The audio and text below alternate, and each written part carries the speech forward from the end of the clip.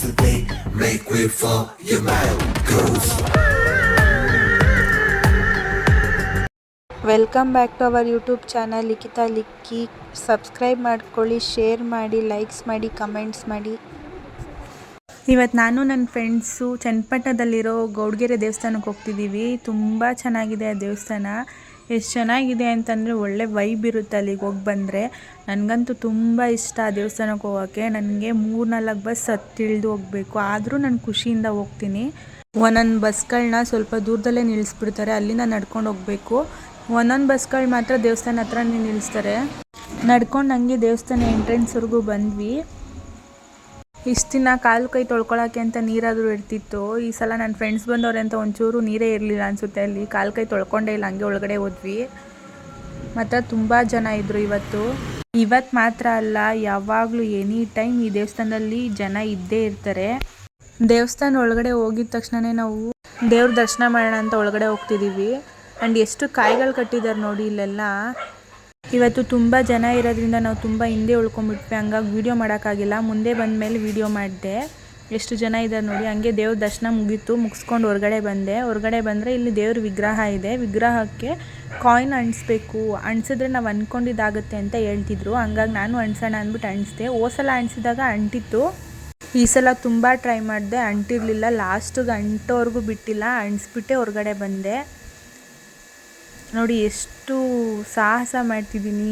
ಅಲ್ಲಿ ಕಾಯಿನ್ ಅಂಟಿಸ್ಬಿಟ್ಟು ನಾವು ನೆಕ್ಸ್ಟ್ ಬಂದಿದೆ ಇಲ್ಲಿಗೆ. ಇಲ್ಲೇನಪ್ಪ ಇದೆ ಅಂದರೆ ಕೌಂಟ್ರ್ ಇದೆ. ಕೌಂಟ್ರಲ್ಲಿ ಉಪ್ಪನ್ನ ಮಂಗಳಾರತಿ ಮಾಡಬೇಕು ದೇವ್ರ ಹತ್ರ ಅಂತ ಇದೆ. ದೇವ್ರ ಹತ್ರ ಮಂಗಳಾರತಿ ಮಾಡಬೇಕು ಅಂದರೆ ಇಲ್ಲಿಂದನೇ ತೊಗೊಂಡು ಹೋಗಬೇಕು. ಅದೆಷ್ಟು ಅಂತ ನನಗೆ ಗೊತ್ತಿಲ್ಲ. ನಾನು ಸಲನೂ ಮಾಡಿಲ್ಲ, ಈ ಸಲನೂ ಮಾಡಿಲ್ಲ. ನಾನು ಮಾಡಿದ್ದೇನು ಅಂತ ಹೇಳಿದ್ರೆ ಕಾಯಿ ತೊಗೊಂಡಿರೋದು. ಕಾಯಿಗೆ ಟೋಕನ್ ಕೊಡ್ತಿದ್ರು, ಟೋಕನ್ ಇಸ್ಕೊಂಡು ಬಂದೆ. 50 ರೂಪಾಯಿ ಒಂದು ಕಾಯಿ. ಇಲ್ಲಿ ಬಂದು ಟೋಕನ್ ಕೊಟ್ಬಿಟ್ಟು ಕಾಯಿ ಇಸ್ಕೋಬೇಕು.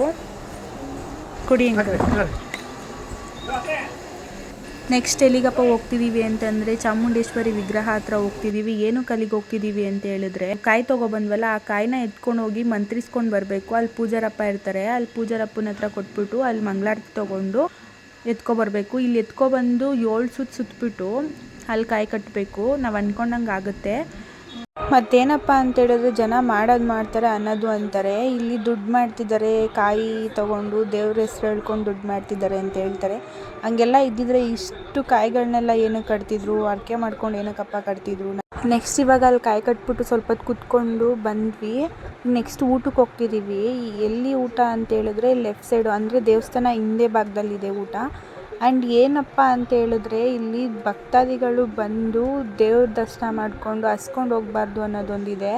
ಅದಕ್ಕೆ ಅನ್ನದಾನ ಮಾಡ್ತಾರೆ ನೋಡಿ. ಇಲ್ಲೊಂದು ಲೈನ್ಸ್ ಹಾಕಿದ್ದಾರೆ, ಎಷ್ಟು ಚೆನ್ನಾಗಿದೆ ಅಂತ. ಅನ್ನ ಚೆಲ್ಲಲು ನಿಮಿಷ ಸಾಕು, ಕಾಳು ಬೆಳೆಯಲು ವರ್ಷ ಬೇಕು ಅಂತ. ಹಂಗೆ ಅಲ್ವಾ, ಅನ್ನನ ಚೆಲ್ಲಬೇಕು ಅಂತಂದರೆ 1 ನಿಮಿಷದಲ್ಲಿ ಎಷ್ಟು ಬೇಕಾದರೂ ಚೆಲ್ಬೋದು. ಅದೇ ಒಂದು ಅಗ್ಲು ಅನ್ನ ಕಾಳು ಅದು ಬೆಳಿಬೇಕು ಅಂತಂದರೆ ಎಷ್ಟು ವರ್ಷ ಬೇಕು, 1 ವರ್ಷ ಬೇಕು. ಹಾಗೇ ತುಂಬ ಚೆನ್ನಾಗಿದೆ ಊಟ ಇಲ್ಲಿ. ಅನ್ನದಾನ ಮಾಡಬೇಕು ಅಂತಂದರೆ ಅಲ್ಲಿ ಅಮೌಂಟ್ ಪೇ ಮಾಡ್ಬೋದು, ನಮ್ಮ ಕೈಲಾಗಿ ಸಹಾಯ ಮಾಡ್ಬೋದು.